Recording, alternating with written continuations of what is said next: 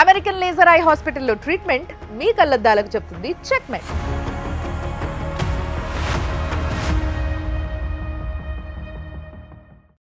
ఈరోజు నేను ఒక యంగ్ అండ్ డైనమిక్ ఎమ్మెల్యే ముందున్నా. కొత్త ఎమ్మెల్యే, కొత్తగా అసెంబ్లీలో అడుగుపెట్టిన ఎమ్మెల్యే మద్దుపాటి వెంకటరాజు గారు. ఎస్,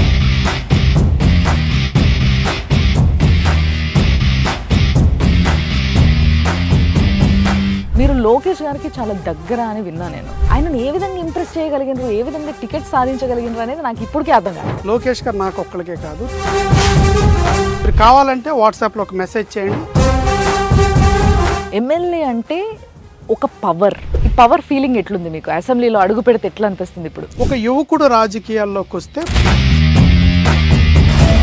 మనకున్న అప్పును డిక్లేర్ చేసినప్పుడు ఇంకా భయం పెరిగింది. 9,74,000 కోట్ల రూపాయల అప్పుని ఈ రాష్ట్రానికి ఉంచాలి మన జగన్మోహన్ రెడ్డి గారు. సుమన్ టీవీ సాక్షిగా ఫలానా నేను గోపాల్పురం ప్రజలందరికీ ఈ ప్రామిస్ చేస్తున్నా, ఇన్ని నెలల్లో ఈ పని చేసి చూపిస్తా అని చెప్పండి. సుమన్ టీవీ సాక్షిగా గోపాలపురం నియోజకవర్గ ప్రజలకి నేను ఇచ్చే హామీ ఏంటంటే,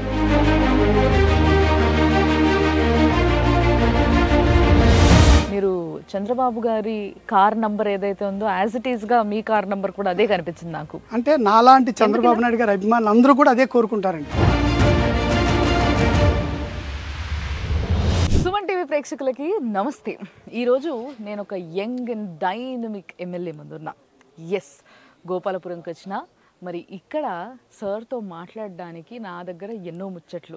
కొత్త ఎమ్మెల్యే, కొత్తగా అసెంబ్లీలో అడుగుపెట్టిన ఎమ్మెల్యే, మరి ఆయన ఎక్స్పీరియన్స్ ఎట్లుందో తెలుసుకోవడానికి నేను వచ్చేసిన మద్దుపాటి వెంకటరాజు గారు. ఎస్, మీరు అందరు గెస్ట్ చేసింది కరెక్టే. సార్ నమస్తే. నమస్తే అండి. బాగున్నారా సార్? బాగున్నా అండి. Congratulations sir. ఫస్ట్లీ అంటే నేను ఇప్పుడు కలిసిన కాబట్టి ఇంత గ్యాప్ తర్వాత చెప్పిన, బట్ మొట్టమొదటిసారి ఎమ్మెల్యే అయిన వ్యక్తి అంటే నాకు ఒక రెస్పెక్ట్ ఉంటుంది. ఎందుకు అని అంటే పాలిటిక్స్లోకి ఎంట్రీ అనేది అంత ఈజీ కాదు. ఎన్నో సంవత్సరాల కృషి, అంటే సగం జీవితం ధారపోస్తే తప్పితే వాళ్ళకు ఒక ఛాన్స్ దొరకదు. కరెక్ట్. అలాంటి వ్యవస్థలో ఉన్నాం మనం నిజంగా చెప్పాలంటే. సో అలాంటిది మీకు ఈ ఆపర్చునిటీ రావడము, మీరు ఒక కొత్త ఎమ్మెల్యేగా ఉండడము, మిమ్మల్ని జనాలు గెలిపించుకోవడము, ఇదంతా బాగుంది సార్ అసలు నిజంగా. సో ఫస్ట్లీ దానికి కంగ్రాచులేషన్స్. అండ్ టీడీపీ గురించి మాట్లాడాల్సి వస్తే, బేసిక్గా మొన్నటి వరకు టీడీపీలోనే 2 ఎమ్మెల్యేల పేర్లు బాగా వినిపించాయి ఈ పలానా కాన్స్టిట్యున్సీ అనగానే. సో సింపుల్గా అందరూ మీకు యాంటీగా కొందరు చేయడం జరిగింది. మీకు యాంటీగా చేసినప్పుడు మద్దిపాటి వద్దు, ముప్పిడే ముద్దు అని చెప్పి కొన్ని స్లోగన్స్ కూడా ఇవ్వడం జరిగింది. సో ఇలా జరిగినప్పుడు బాగా అనిపిస్తుంది కదా, అసలు మీకేమనిపించింది? మీరేం చెప్తారు దీనిపైన? ముందుగా నాకు ఈ అవకాశాన్ని, అసెంబ్లీలో ఒక యువ ఎమ్మెల్యేగా అడుగుపెట్టడానికి ఈ అవకాశాన్ని కల్పించిన శ్రీ నారా చంద్రబాబు నాయుడు గారికి, నా వెనకుండి ప్రోత్సహించిన నారా లోకేష్ గారికి, అదేవిధంగా నన్ను గెలిపించిన ఈ గోపాలపురం నియోజకవర్గ ప్రజలకి పాదాభివందనాలు తెలియజేసుకుంటూ, అంటే రాజకీయాల్లో ఇవి సర్వసాధారణం అండి. సీట్లు ఆశించడం, ఒకళ్ళు సీట్ ఆశిస్తున్నప్పుడు వేరే వాళ్ళు సీట్ ఆశిస్తున్న క్రమంలో కొన్ని రకాలమైన వివాదాస్పద కార్యక్రమాలు జరుగుతాయి, కొన్ని రకాల కార్యక్రమాలు జరుగుతాయి. ఇవన్నీ రాజకీయాల్లో అంతర్భాగం. అయితే తెలుగుదేశం పార్టీ గొప్పతనం ఏంటంటే, మేము ఏ పోరాటాలు ఏది చేసినా శ్రీ నారా చంద్రబాబు నాయుడు గారు క్యాండిడేట్ని అనౌన్స్ చేయనంత వరకే. ఒక్కసారి ఆయన నోట్ అంట పలానా వ్యక్తి నియోజకవర్గానికి ఎమ్మెల్యే అభ్యర్థి అని ఒక్కసారి ఆయన ప్రకటించిన తర్వాత మళ్ళీ అందరూ పిన్ డ్రాప్ సైలెన్స్, అందరం మళ్ళీ ఒకటైపోతాం, మేమందరం కూడా ఒకే లక్ష్యంతో పనిచేస్తాం. ఇది తెలుగుదేశం పార్టీలో అనాదిగా వస్తున్న ఆచారం. ఇప్పుడు కూడా నాకు అదే జరిగింది. నా అభ్యర్థత్వాన్ని ప్రకటించడానికి ముందు జరిగి ఉండొచ్చు, అది కామన్ అండి, ప్రతి నియోజకవర్గంలో జరుగుద్ది. కానీ ఒక్కసారి ప్రకటన అయిపోయిన తర్వాత మాత్రం అందరూ కలిసే పనిచేసాం. లేదంటే వెంకటేశ్వరరావు గారు మీకు మంచి ఫ్రెండే అంటారా? అయితే ఫ్రెండేనండి, ఆల్వేస్ మాట్లాడుకుంటారా? బాగా మాట్లాడుకుంటాం, కలుస్తూ ఉంటారు, రెగ్యులర్గా కలుస్తాం. కలిసి పనిచేస్తాం మేము అన్న ఒక మంచి ఉద్దేశంతో పోయాను. మేబీ ఎస్, యూనిటీ ఉంటేనే గెలవగలుగుతారు. అందుకోసమే ఈ రేంజ్లో గెలుపుని సాధించింది టీడీపీ అని చెప్పొచ్చు. దానికైతే నిజంగా ఒప్పుకోవాలి. అండ్ మీరు బీయింగ్ ఎమ్మెల్యే, ఇప్పుడు ఎమ్మెల్యే అంటే ఒక పవర్, ఆ పవర్ కోసం ఎంతో తప్పించిపోతారు. ఈ పవర్ ఫీలింగ్ ఎట్లుంది మీకు? అసెంబ్లీలో అడుగు పెడితే ఎట్లా అనిపిస్తుంది ఇప్పుడు? భయంగా అనిపించిందండి మొదట. ఎందుకంటే అప్పుడు నేను పోటీ చేస్తున్నప్పుడు నాకు ప్రత్యర్థిగా నిలబడింది అప్పటి హోం శాఖ మంత్రి గారు. రెండవది ఆవిడ 4వ ఎన్నికలు ఫేస్ చేస్తాను, నాకు మొదటిసారి ఎన్నికలు. సో ఇవన్నీ బేరీజ్ వేసుకున్నప్పుడు వాళ్ళని ఫేస్ చేస్తున్నప్పుడు ఎలా ఎదుర్కోగలుగుతాను అని చెప్పి ఎన్నికలకు ముందు నాకు 20 నెలల ముందే అవకాశం కల్పించారు శ్రీ నారా చంద్రబాబు నాయుడు గారు. 20 నెలల పాటు నేను ప్రజల్లో తిరిగాను, ప్రతి ఊరు తిరిగాను, ప్రతి వీధికి వెళ్ళాను, ఇంచుమించు ప్రతి ఇంటికి కూడా వెళ్ళాను. ఇంతమందితో నేను మమేకమై ఎన్నికలను ఫేస్ చేసినప్పుడు వాళ్ళ యొక్క తీర్పు నాకు అందించారు. ఒక భారీ మెజార్టీ 26,784 భారీ మెజార్టీని అందించినప్పుడు నాకు భయం వేసింది. ఇంత భారీ మెజార్టీ ఇచ్చారు అంటే నన్ను ఇంత నమ్మారు. శ్రీ నారా చంద్రబాబు నాయుడు గారు పంపించిన ఒక అభ్యర్థిని ప్రజలు ఇంత గొప్పగా ఆశీర్వదించారు అంటే వీళ్ళ ఆలోచనలు, వీళ్ళ ఆశలు, వీళ్ళ ఆశయాల్ని మోసుకుంటూ వెళ్ళాలి 5 ఏళ్ల పాటు. తొలిసారి అడుగు పెట్టినప్పుడు అసెంబ్లీలో నేను అదే అనుకున్నాను, భగవంతుని కూడా అదే కోరుకున్నాను. ఖచ్చితంగా శ్రీ నారా చంద్రబాబు నాయుడు గారి ఆశీస్సులతో, లోకేష్ గారి యొక్క సహకారంతో, పవన్ కళ్యాణ్ గారి యొక్క ఆశీస్సులతో ఈ గోపాలపురం నియోజకవర్గాన్ని ఒక మంచి అభివృద్ధి చేయాలి, నూతన పరిపాలన తీసుకురావాలి. ఒక యువకుడు రాజకీయాల్లోకి వస్తే పరిపాలన ఇంత వినూత్నంగా ఉంటుంది అని బలమైన ఒక ముద్ర వేయాలని బలంగా సంకల్పించుకున్నప్పుడు ఆ సంకల్పాన్ని నెరవేర్చాలి, ఆ దిశగా వెళ్ళాలనుకున్నప్పుడు మనకు కొంత భయం కూడా అనిపిస్తుంది. చేరగలుగుతామా, చేయగలుగుతామా, ఎంతవరకు సాధ్యమవుతుంది, అందులో వచ్చే ప్రతిబంధకాలు ఏంటి, ఇవన్నీ ఆలోచించినప్పుడు కొంత సందిగ్ధత ఉన్నప్పటికీ స్లోగా రాను రోజు రోజుకి పరిపాలన మీద కొంచెం పట్టు తెచ్చుకోగలుగుతున్నాం. సమస్యల మీద ఆల్రెడీ అవగాహన ఉంది. ఈ సమస్యలు తీర్చేదిగా మనకున్న వనరులు పరిమితం, ఆర్థిక వనరులు పరిమితం. శ్రీ నారా చంద్రబాబు నాయుడు గారు అసెంబ్లీలో మనకున్న అప్పును డిక్లేర్ చేసినప్పుడు ఇంకా భయం పెరిగింది. 9,74,000 కోట్ల రూపాయల అప్పుని ఈ రాష్ట్రానికి ఉంచారు మన జగన్మోహన్ రెడ్డి గారు. సో ఇంత అప్పులో ఉన్న రాష్ట్రాన్ని అప్పుల్లోంచి బయటకు తీసుకొస్తూ అభివృద్ధి చేయాలి, సంక్షేమం ఇవ్వాలి. మీరు లోకేష్ గారికి చాలా దగ్గర అని విన్నా నేను.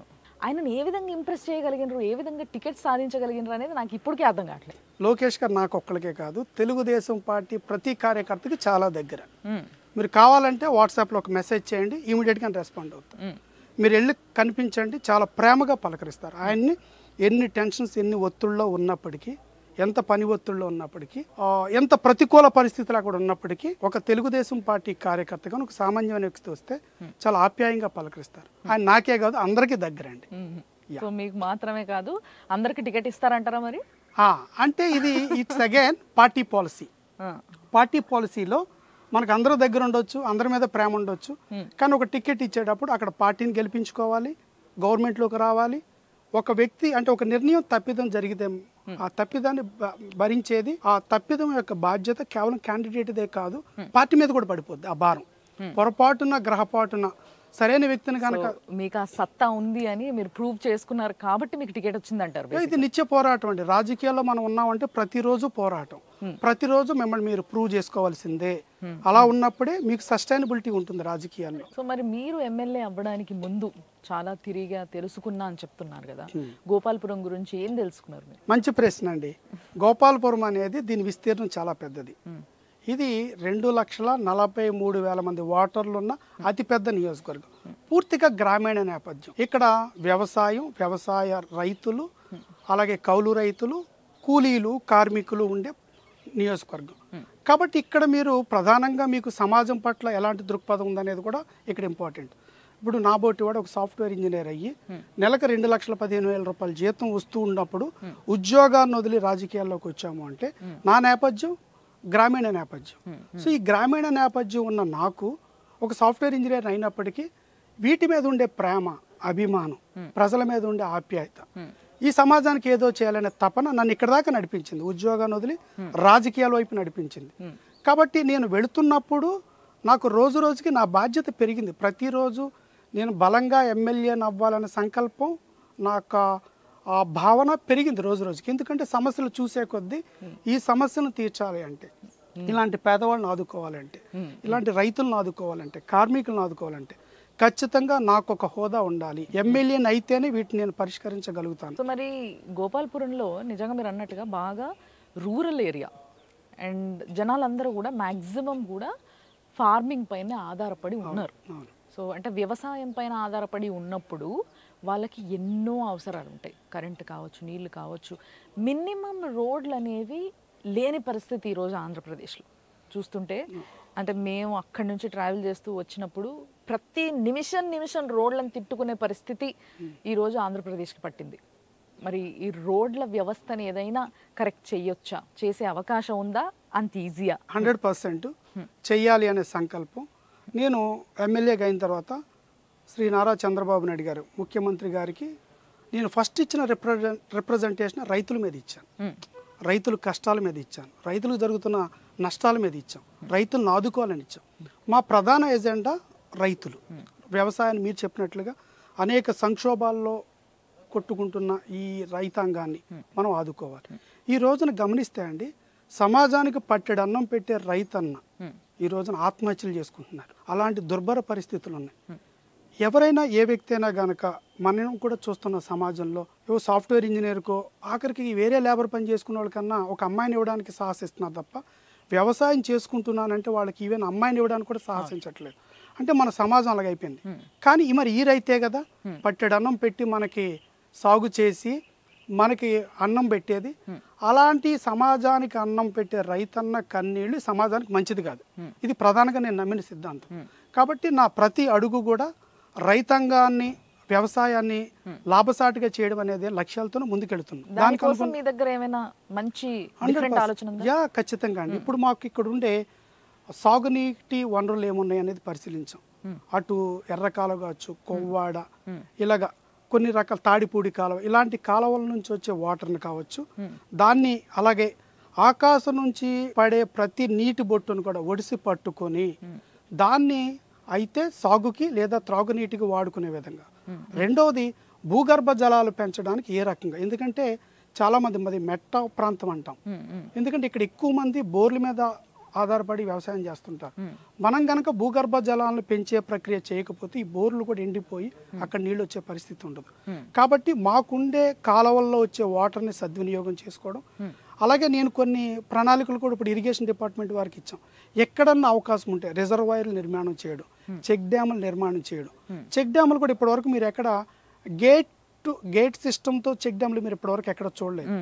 ఈ నియోజకవర్గంలో మొట్టమొదటిసారి ప్రతిపాదిస్తున్నాం. ఏంటి గేటెడ్ చెక్ డ్యామ్స్ యొక్క స్పెషాలిటీ ఏంటంటే, మీరు చెక్ డ్యామ్స్ని హైట్ పెంచేస్తేనేమో లోతట్టు ప్రాంతాల పొలాలు మునిగిపోతాయి, అలా అని వదిలేస్తేనేమో వర్షాకాలం నీరు పోతే వేసవకాలంలో నీళ్లు ఉండవు. సో దానికి ఏం చేస్తున్నాం అంటే చెక్ డ్యాములు కూడా గేట్లు నిర్మాణం చేయబోతున్నాం ఈ నియోజకవర్గంలో మొట్టమొదటిసారి. అంటే మిగతా కాలాలు అంటే లోతట్టు ప్రాంతాలు మునిగిపోతున్నాయన్నప్పుడు గేట్లు ఓపెన్ చేస్తాం, లేదు మునగట్లేదు అన్నప్పుడు వాటర్ని మేము స్టోర్ చేసుకోవడానికి గేట్లు క్లోజ్ చేస్తాం. అంటే it's kind of mini project. ఇలాంటి ఆలోచనలతో రైతాంగానికి మేలు చేసే విధంగా. అదేవిధంగా రెండవదిగా విద్యుత్ సమస్యలు ఎక్కువ ఉంటాయి రైతులకి ఇక్కడ.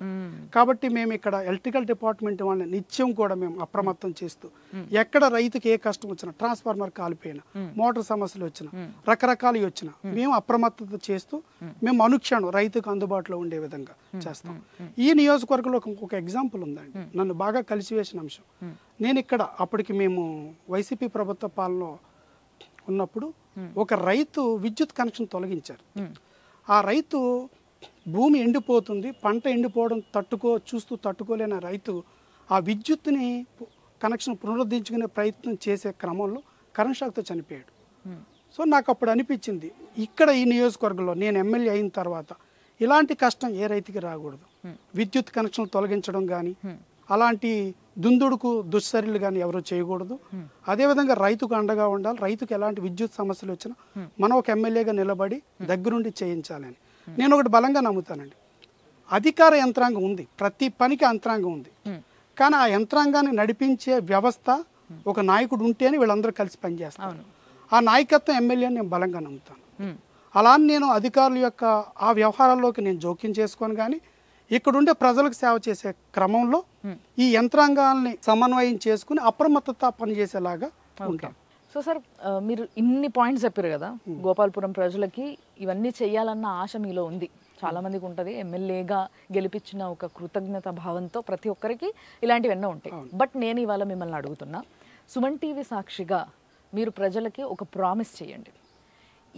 అంటే నెక్స్ట్ 6 monthsలో కావచ్చు, 1 yearలో కావచ్చు, మీ పనిని బట్టి మీరు అనుకుంటున్న ఒక పని, గొప్ప పనిని ఒక ఆశయంగా పెట్టుకొని ఇది నేను తప్పకుండా గోపాలపురం ప్రజలకి నేను చెయ్యబోతున్నా, సుమన్ టీవీ సాక్షిగా నేను ప్రామిస్ చేస్తున్నా అని చెప్పి మీరు ఏ పని చెప్పినా సరే దాన్ని నేను అప్పుడే వచ్చి మళ్ళీ అడుగుతా సార్. సో మీరు చెప్పండి, సుమన్ టీవీ సాక్షిగా ఫలానా నేను గోపాల్పురం ప్రజలందరికీ ఈ ప్రామిస్ చేస్తున్నా, ఇన్ని నెలల్లో ఈ పని చేసి చూపిస్తా అని చెప్పండి. సుమన్ టీవీ సాక్షిగా గోపాలపురం నియోజకవర్గ ప్రజలకి నేను ఇచ్చే హామీ ఏంటంటే నిత్యం మీకు అందుబాటులో ఉంటా, మీతోటే ఉంటా. ఇది నేను ఇచ్చే ప్రామిస్. ఇదైతే ఈజీ అనా సార్? ఈజీనా? ఈజీ కాదు, చాలా కష్టం. అంటే ఒక పొలిటీషియన్ని మనం ఎలా చూస్తామంటే చాలా సింపుల్గా క్యాల్కులేట్ చేసి జడ్జి చేస్తాం. కానీ ఒక పొలిటీషియన్ కూడా ఒక ఫ్యామిలీ ఉంటుంది, తనకు ఒక భార్య పిల్లలు ఉంటారు. ఎంత టైం భార్యకి ఇవ్వగలుగుతున్నారు, పిల్లలకి ఇవ్వగలుగుతున్నారు. వాళ్ళు ఎదుగుతున్న క్రమంలో ఒక తండ్రిగా వాళ్ళు ఒక తండ్రి నుంచి కోరుకునే ప్రేమను కావచ్చు, ఒక భరోసాను కావచ్చు, ఈ సమాజంలో ఎదగడానికి ఇవ్వాల్సిన తర్ఫీదు కావచ్చు, ఇవన్నీ కోల్పోతారు. ఇది అధికారం కాదు, మీరే చెప్పింది, ఇది అధికారం కాదు, బాధ్యత. నిజానికి చెప్పాలంటే మీరంతా కూడా ప్రజల సర్వెంట్స్ కాబట్టి వాళ్ళు కోరితే మీరు ఉండాల్సిందే, ఉండి తీరాల్సిందే. కానీ ఇప్పుడు చెప్పండి, ఫిజికల్గా ఒక వర్క్ ఏం చేయబోతున్నారు గోపాల్పురంకి? అంటే ఇక్కడ చాలా సమస్యలు ఉన్నాయండి. మీరు రైతాంగాన్ని తీసుకోండి, టైంలో నేను చేసి చూపిస్తా, మిమ్మల్ని మీరు ప్రూవ్ చేసుకోవడానికి యాస్ ఎమ్మెల్యే మొదటిసారి కాబట్టి ఏం చేయబోతున్నారు? అంటే నాకు ప్రధానంగా చదువు అంటే చాలా ఇష్టం అండి. ఓకే. ఎందుకంటే ఒక మధ్య తరగతి కుటుంబం నుంచి వచ్చాను నేను. చదువు వల్లే నేను అమెరికా దాకా వెళ్ళగలిగాను ఉద్యోగం కోసం. అలాగే ప్రపంచంలో ఏ దేశానికైనా వెళ్ళగలిగే ఒక కాన్ఫిడెన్స్ ఇచ్చింది నాకు చదువు, సమాజంలో బతకగలను అనేది. సో నా ఆలోచన ఏంటంటే స్కూల్స్ని రెనోవేట్ చేయాలి. విద్యా వ్యవస్థలో చాలా భ్రష్టు పట్టి ఉంది. అంటే ఇప్పుడు ఈ రోజున స్కూల్స్ చూస్తే స్కూల్లో జరిగే విద్యా బోధన కూడా సరిగా లేదనేది నేను నమ్మకం. అలాగే పిల్లలు తర్ఫీదు ఇవ్వాల్సిన దాంట్లో కానీ, శిక్షణ ఇవ్వాల్సిన దిశలో కానీ, అదేవిధంగా వ్యాయామంగా వాళ్ళకి ఇవ్వాల్సిన ఫిజికల్ యాక్టివిటీస్ కానీ, వీటన్నిటిలో కూడా ఫెయిల్యూర్ అయ్యాం.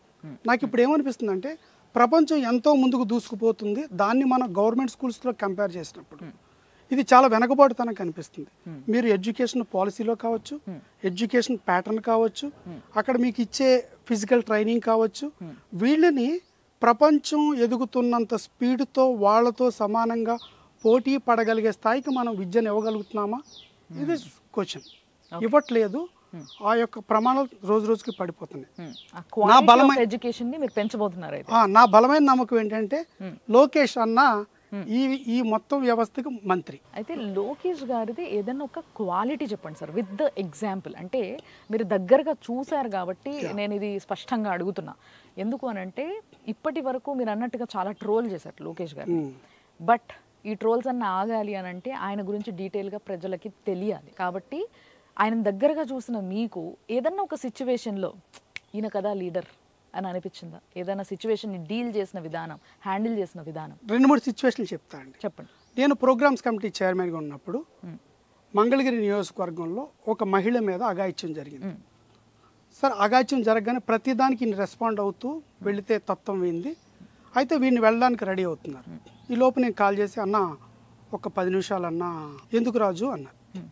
అన్న అక్కడ అటెంప్ట్ చేసిన వాళ్ళలో కొంచెం స్టడీ చేస్తున్నాము ఏంటి అనేది అని. నా ఉద్దేశం ఏంటంటే అటెంప్ట్ ఒకటి జరిగింది, దాని బ్యాక్గ్రౌండ్ ఏంటంటే స్టడీ చేస్తే మాకు ఇంకా ఇంకొంచెం దాన్ని ఎలా తీసుకెళ్ళాలి ముందుకని ఒక అవగాహన వస్తుంది. అంటే ఆయన నా భావన అర్థం చేసుకున్నారేమో నాకు తెలియదు, కానీ నేను ఒక మాట అన్నాడు, రాజు నా కుటుంబ సభ్యులే అందులో నిందితులుగా ఉన్నా ఇలాగే పోరాడతాను, నేను అక్కడికి వెళ్ళి ఫైట్ చేస్తాను. నిందితులు ఎవరైనా కానీ, అది నా కుటుంబ సభ్యులైనా కానీ నేను ఆ మహిళ పక్షానే ఉంటాను, బాధితురాల పక్షానే ఉంటాను అని ముందడిగేసి అక్కడ ఆ రోజు ఫైట్ చేయడం జరిగింది. అలాగే మీకు గుంటూరులో స్వతంత్రం వచ్చిన రోజున ఆగస్టు 15 పట్టపగలు రమ్య అనే మహిళని మీద నడి రోడ్డు మీద కిరాతకంగా చంపేస్తే ఆ రోజు ఈయన అక్కడికి పరామర్శకు వెళ్తున్నప్పుడు ఆయన మీద దాడికి కుట్ర పన్నారు. మేము కాల్ చేసి చెప్పాం, అన్న కొంచెం ఆగుదామన్నా, క్యాడర్ని అందరినీ పోగొట్టుకుందాం, ఎందుకంటే అక్కడ మీ మీద ఫిజికల్గా దాడి చేయడానికి రెడీ అయ్యారు. అయినా వినలే, వెళ్ళిపోయాడు, దూకేశారు. ఆ రోజున ఆయన మీద అటాక్ రెడీ చేశారు, అటాక్ ప్రిపేర్డ్ అయి ఉన్నారు. ఈలోపు పోలీసులు వచ్చి వాళ్ళని చెదరగొట్టి మళ్ళీ ఆయన తీసుకెళ్లి పోలీస్ స్టేషన్లో కూర్చోబెట్టారు. పోలీస్ స్టేషన్లో కూర్చుని మహిళ కోసం పోరాటం చేసిన విధానం. మూడవది, ఒకసారి భీమవరం ఆయన పాదయాత్ర చేస్తున్నప్పుడు పాదయాత్ర కొంచెం చీకటి పడింది, పబ్లిక్ మీటింగ్ కంప్లీట్ అంతా ఆయనతో పాటు నడిచి వెళ్తున్నాం. మాకు ఒక సమాచారం వచ్చింది, ఒక 100 మీటర్లు 200 మీటర్ల దూరంలో ఒక 200 మంది గాజు సీసాలు పట్టుకుని, రాడ్లు పట్టుకుని, కత్తులు పట్టుకుని మీ మీద దాడి చేయడానికి సిద్ధంగా ఉన్నారు, మీరు ఆగిపోవండి అని ఒక సమాచారం మాకు వచ్చింది. అన్నకి చేరవేశాం, సమస్య లేదు, అడుగు వెనక్కి వెయ్యను, ఈ దాడిలో ఏం జరిగినా పర్లేదు అని చెప్పి ఆయన పాదయాత్రను కొనసాగించారు. మా మీద దాడి కూడా జరిగింది. ఆయన మీద కూడా దాడికి విశ్వ ప్రయత్నం చేశారు. అంటే ఒక నాయకుల్లో మనం అది చూసినప్పుడు అంటే నీ మీద ఒక భౌతిక దాడి జరగబోతుంది, అది ఎంత తీవ్రత స్థాయి కన్నా వెళ్ళొచ్చు, పోలీసులు మనకు సహకరించట్లేదు, రౌడీ ఓకులు మనకు సిద్ధంగా ఉన్నారు దాడి చేయడానికి అన్నప్పుడు కూడా ఆయన అడుగు ముందుకేశాడు తప్ప వెనకడుగు వేయలేదు. అది నన్ను బాగా అంటే నిజంగా ప్రజల కోసం మహిళల కోసం పోరాటం చేసిన ఒక గొప్ప లీడర్గా ఆయన చూడాలి. ఖచ్చితంగా అండి. మామూలుగా మేము పంచ డైలాగులు చాలా చెప్తాం రాజకీయ నాయకులు. మేము మైక్ ఇచ్చేస్తే మేము వీరులు సూర్యులు మీకు అండగా ఉంటాం, పోరాటానికి మేము సిద్ధం, మా ప్రాణాలు సైతం ఇచ్చేయడానికి మేము సిద్ధంగా ఉన్నాం, ఇలాంటి సినిమా డైలాగులు చెప్తాం రాజకీయ నాయకులు. కానీ రియాలిటీగా అలాంటి సందర్భం వచ్చినప్పుడు నిజంగా నిలబడతామనేది ఒక క్వశ్చన్. కానీ ఈయన నిలబడ్డారు కదా.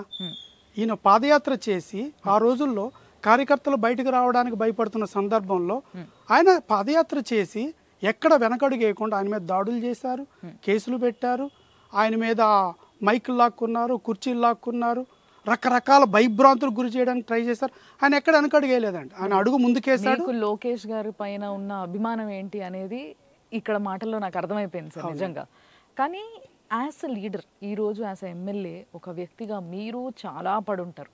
అంటే 10 సంవత్సరాలుగా ఎంతో కష్టపడితే తప్పితే ఈరోజు ఈ పొజిషన్లో లేరు మీరు. సో ఈ కష్టంలో భాగంగా ఈ 10 సంవత్సరాలలో బాగా మనసు నొచ్చుకున్న ఒక సన్నివేశం ఏమైనా ఉందా? అంటే సందర్భంగా ఏ మనిషి జీవితంలో ఉంటుందండి. 2016లో ఒక మంచి ఉద్యోగాన్ని వదులుకుని వస్తున్నప్పుడు అందరూ వద్దనే వారించారు. రాజకీయాలంటే కుట్రలు కుతంత్రాలు ఉంటాయి, ఇవి నువ్వు చేసుకొని ఇదంతా సాఫ్ట్వేర్ సాఫ్ట్ మైండ్ ఏదో చేయాలని తపన పడుతున్నావు కానీ కిందంతా చాలా అరాచకంగా ఉంటుంది, ఇవి నువ్వు తట్టుకోలేవని చెప్తున్నప్పుడు కూడా వినకుండా వచ్చాం. ఒక 3 ఏళ్ల పాటు శ్రమించా కానీ సీట్ రాలేదు 2019లో. సో అప్పుడు మానసిక సంఘర్షణ బాగా జరిగింది. అంటే మనం కొన్ని ఉన్నత లక్ష్యాలతో వచ్చాము కానీ ఈ సమాజంలో మనకు అవకాశం రాలేదు. అంటే ఒక ఎగ్జామ్ అనుకోండి, అకాడమిక్ మీకు అప్పుడు అవకాశం రానప్పుడు ఏం చేద్దాం అనుకున్నారు? వదిలిపెట్టి వెళ్ళిపోదాం అనుకున్నారా? లేదండి, ఇంకా కసి పెరిగింది, ఇంకా తపన పెరిగింది. ఖచ్చితంగా విజయం సాధించాలనే పట్టుదలతో ఉన్నాను. అది నేను నిరూపించుకున్నాను కూడా. ఎందుకంటే ఓడిపోయిన తర్వాత నేను శ్రీ నారా చంద్రబాబు నాయుడు గారిని కలిసినప్పుడు ఆయన కూడా దగ్గరికి తీసుకుని ఒక్కొక్క అవకాశం ఇస్తున్నప్పుడు నేను ప్రూవ్ చేసుకుంటే ఎదిగాను. ఎంత దాకా నన్ను ఆయన సహకరించారు, ముందుకు తీసుకెళ్లారంటే నేను ఒక దళిత కుటుంబం నుంచి వచ్చినవాడిని. నిజానికి సమాజంలో మాకు అవకాశాలు అరుదుగా ఉంటాయి, చాలామంది సంశయిస్తారు. అలాంటి సందర్భంలో కూడా చంద్రబాబు నాయుడు గారు కులాలకు అతీతంగా ఒక దళిత యువకుడు వస్తే చేయబట్టుకుని ఎలా అడుగులు వేయాలో నేర్పి తెలుగుదేశం పార్టీకి జనరల్ సెక్రటరీని చేస్తారు ఆయన నన్ను చిన్న వయసులో. రెండోది ఆయన నన్ను ఎంత నమ్మారు అనిపించింది అంటే ప్రోగ్రామ్స్ కమిటీ చైర్మన్ చేశారు. చైర్మన్ చేసినప్పుడు పార్టీలో ఉండే చాలా మంది పెద్దలు ఆశ్చర్యపోయారు, అదేంటి ఒక కుర్రవాడికి ఈయన ఇంత పెద్ద గురుతర బాధ్యత ఇచ్చేసాడు, మీ మనసు చల్లబడింది, చేయగలుగుతారా అని. చల్లబడ్డం కాదండి, అంటే నా పోరాటాన్ని కొనసాగించాను కాబట్టి ఇంకో అవకాశం వచ్చింది. ఒకవేళ నా ప్రయాణాన్ని నా పోరాటాన్ని సీట్ రాలేదని అక్కడ ఆపేసి ఉండుంటే నాకు అక్కడ ఫుల్ స్టాప్ పడిపోయేది. నాకు సీట్ రాకపోయినా నా పోరాటాన్ని నేను కొనసాగించాను, నా యొక్క ప్రయాణాన్ని కొనసాగించాను కాబట్టి నాకు రెండో అవకాశం వచ్చింది. సో సార్, మాజీ హోమ్ మినిస్టర్ పైన గెలుపు మామూలు విషయం కాదు. మినిస్టర్ అంటే ఫస్ట్ మినిస్టర్ దాకా వెళ్ళాలంటేనే చాలా కష్టపడతారు. ఆవిడ కూడా చాలా కష్టపడి ఉంటుంది ఆ పొజిషన్కి వెళ్ళడానికి వాళ్ళ పార్టీలో. బట్ ఆవిడ్ని కూడా ఒక దెబ్బ కొట్టి అలా మీరు ఈరోజు ఎమ్మెల్యే అయ్యారంటే ఏదైనా వ్యూహం ఉందా, ఏమైనా సీక్రెట్ ఉందా? అంటే నిజానికి ఇరు పార్టీలు వ్యూహాలు పన్నుతుంటాయి. ఆ వ్యూహాల్లో కూడా యుద్ధంలో కూడా యుద్ధ నీతి ఒకటి ఉంటుందండి. యుద్ధ నీతికి అనుసరించి మనం యుద్ధం చేయాలి. కొంతమంది దిగజారి యుద్ధం చేస్తుంటారు, అలాంటిది వాళ్ళు చేశారండి. అట్లాంటి ఒకటి మా మీద ప్రచార సందర్భంలో రెచ్చగొట్టి శాంతి భద్రతల విఘాతం కలిగించాలని ఒక ప్రయత్నం చేశారు. అంటే యువకుడు కాబట్టి దూకుడుగా ఉంటాడు అనేది ఒకటి ప్రొజెక్ట్ చేద్దాం ట్రై చేశారు. దానికి మనకి వ్యూహం అర్థమయ్యి చాలా బ్యాలెన్స్డ్గా వెల్ బ్యాలెన్స్డ్గా వెళ్ళాం. అయినప్పటికీ పోలింగ్కి కరెక్ట్గా 5 రోజుల ముందు ఓడిపోతున్నాం అనేది వాళ్ళకి క్లారిటీ వచ్చి గెలుపు కోసం దిగజారుడు ఎలా చేశారంటే స్వయంగా హోమ్ మినిస్టర్ గారు, అప్పటి హోమ్ మినిస్టర్ గారు నా మీద అటెంప్ట్ టు మర్డర్ కేసు పెట్టారు. ఒక సన్నివేశాన్ని చాలా నీట్గా చిత్రీకరించుకుని దాన్ని అంటే మా మీద దాడులకు పురుగొలుపుతున్నారు అని అప్పటికి నేను పోలీసు వరకు ఒక సమాచారం ఇచ్చాను ఒకరోజు. వచ్చినప్పుడు అప్పటికి పోలీసులు సరిగా స్పందించలేదు. పైగా ఆ పరిస్థితుల్లో మా నాయకుడు తల పగలగొట్టారు. అప్పటికప్పుడు ఆయన తీసుకెళ్లి ఐసీలో చేర్చడం జరిగింది. ఆ సందర్భంలో మాకు రక్షణ కోసం ఇమ్మని చెప్పి పోలీస్ స్టేషన్కి వెళ్తున్న క్రమంలో రెండు వర్గాలు ఎదురు బెదురవడం వల్ల అక్కడ కొంచెం ఘర్షణ వాతావరణం ఏర్పడిన సందర్భంలో ఓకే. అక్కడ ఘర్షణ జరగకుండా మేము వెనక్కి తీసుకొచ్చాం. దాన్ని ఒక ఆసరాగా తీసుకుని అప్పటి హోంమంత్రి గారిని తానేటి వనిత గారిని చంపడానికి పలు విధాలా నేను ప్రయత్నించినట్టుగా ఒక క్రియేట్ చేసి నా మీద 307 కేసు నాన్ అవైలబుల్ కేసు పెట్టడమే కాకుండా ఆ నెక్స్ట్ డే దానికి సీక్వెన్స్గా ఒక ధర్నాలు చేయడం, అంటే ఒక అభ్యర్థి అటాక్ ఏమీ జరగలేదు, అటాక్ ఏమీ జరగలేదు. అంటే మరి ఏ విధంగా చిత్రీకరించడం జరిగింది ఇదంతా? అదే ఇప్పుడు చెప్పాం కదండి, నెగ్గడం కోసం గెలుపు కోసం కొంతమంది దిగజారు కూడా ప్రయత్నాలు చేస్తారని అలాంటి ప్రయత్నం గట్టిగా చేశారు పాపం. అయ్యేటప్పటికి ప్రజలు నమ్మలేదు, ప్రజలు దాన్ని నమ్మలేదు. ఎందుకంటే అప్పటికే నేను 20 నెలలుగా ప్రజల మధ్య ఉన్నాను. నా వ్యక్తిత్వం నేను ఎలా ఉంటాననేది ప్రజల మీద ఒక క్లారిటీ ఉండడం వల్ల ఒక దుష్ప్రచారాన్ని బలంగా తీసుకెళ్ళడానికి ప్రయత్నించినప్పటికీ అది ఫలించలేదు, భారీ మెజార్టీతో నెగ్గడం జరిగింది. Very nice. సో నిజంగా దట్స్ నైస్ సార్. అంటే ఏదేమైనా కానీ మీ గెలుపుని సాధించుకోవాలన్న ఒక గట్టి ఉద్దేశంతో మీరు అట్లా పట్టుకొని కూర్చున్నారు, ఎక్కడ కొంచెం స్లిప్ అవ్వకుండా, ఎక్కడ ఆవేశపడకుండా. అంటే మీరు అన్నట్టుగా యువతకు కొంచెం ఆవేశం ఎక్కువ, కానీ ఆవేశాన్ని తగ్గించుకొని సటల్గా ఆలోచించగలిగారంటే ఒక మంచి ఎమ్మెల్యేకి ఉండాల్సిన క్వాలిటీ. Very nice. అండ్ ఇంకొకటి మీరు రాగానే గమనించింది ఏంటంటే మీరు చంద్రబాబు గారి కార్ నంబర్ ఏదైతే ఉందో యాజ్ ఇట్ ఈస్గా మీ కార్ నంబర్ కూడా అదే కనిపించింది నాకు, 393. అంటే నాలాంటి చంద్రబాబు నాయుడు గారి అభిమానులు అందరూ కూడా అదే కోరుకుంటారండి. ప్రతి ఒక్కరు కూడా కార్కి 393 అనేది. అందుకని ఇప్పుడు అది ఫ్యాన్సీ నెంబర్ అయిపోయి ఆక్షన్లో కూడా ఎక్స్ట్రీమ్ లెవెల్కి వెళ్ళిపోతుంది. ఇప్పుడు తెలుగుదేశం పార్టీ అభిమానులు అందరూ కోరుకుంటారు. ఆబ్వియస్లీ అండి కొంటాం కదా. ఎంత కొన్నారు? తక్కువకి అనుకుంటా, బట్ ఆక్షన్ లో వెళ్ళిపోతుంది అంటారు, మళ్ళీ ఇప్పుడేమో తక్కువ కంటున్నారు. అంటే ఒక 393 అనే ఒక నెంబరు చూడడానికి మీకు ఫ్యాన్సీగా కనిపించదు కదా, మాకు అది ఫ్యాన్సీ పవిత్రంగా కనపడుతుంది. ఎలా అయితే ఒక ముస్లింలకి 786 అనేది ఒక నెంబర్ ఎలా పవిత్రంగా కనపడుద్దో, మాకు 393 అనేది చంద్రబాబు నాయుడు గారి వల్ల అది మాకు అంత పవిత్రంగా కనపడుతుంది. మీరు ఎంత కొన్నారు మరి? మళ్ళీ మీరు అక్కడికే వస్తున్నారు. చెప్పరా అది?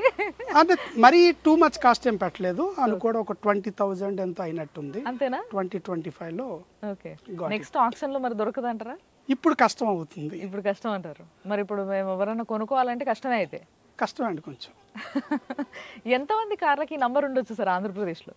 అంటే మాకు అది ఐడెంటిఫికేషన్ అండి. జెండా ఉండకపోయినా ఒక కారుకి 393 ఉందంటే ఇది తెలుగుదేశం పార్టీ వీరాభిమాని మంది ఇది అనే ఒక భావన మాకు. ఓకే. ఒక పవిత్ర భావన. ఓకే. దానికి ఏమైనా మీనింగ్ ఉందంటారా? ఏదైనా ఉద్దేశపూర్వకంగా పెట్టుకున్నారా? లేదండి, మేము ఆరాధించుకునే దేవుడు అందులో తిరుగుతున్నారు కాబట్టి. బాబు గారికి ఏదైనా సెంటిమెంట్ కానీ ఏమైనా ఉందా? అట్లా తెలియదండి, తెలుసుకోలేదా? ఓన్లీ బాబు గారు ఫాలో అయిపోతున్నారు అనమాట బాబు గారు, అంతేనా? But very nice. నిజంగా అంటే ఒక అభిమానం అనేది ఏ రేంజ్ లో ఉంటుంది ఒక వ్యక్తి పైన కానీ ఒక వ్యవస్థ పైన కానీ, అంటే ఒక టీడీపీ అనే ఒక పార్టీ పైన ఒక ప్రేమ, అభిమానం, దానికోసం మీరు పనిచేసిన విధానం తెలియకుండా వెనకాల 10 సంవత్సరాలు, అంటే ఇవన్నీ కూడా ఈరోజు అన్నీ ఒక దగ్గరకు వచ్చి ఈరోజు ఇక్కడ మిమ్మల్ని నుంచోబెట్టడం అనేది చాలా గొప్ప విషయం. అంత కష్టపడ్డారు. సో ఈ కష్టానికి ఫలితం తప్పకుండా మీకు దక్కింది. ఇప్పుడు ఓట్లు వేసిన వాళ్ళకి ఫలితం ఇచ్చే టైం వచ్చేసింది. ఈ టైము చాలా చాలా ప్రెషియస్.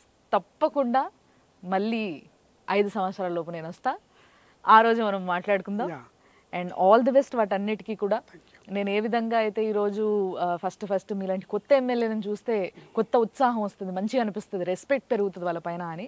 ఈ రెస్పెక్ట్ ఇంకా పెరగాలనే నేను మనస్ఫూర్తి కోరుకుంటున్నా. Thank you so much sir for the time and all the best. Thank you so much అండి అందరికీ కూడా. Thank you so much. Thank you.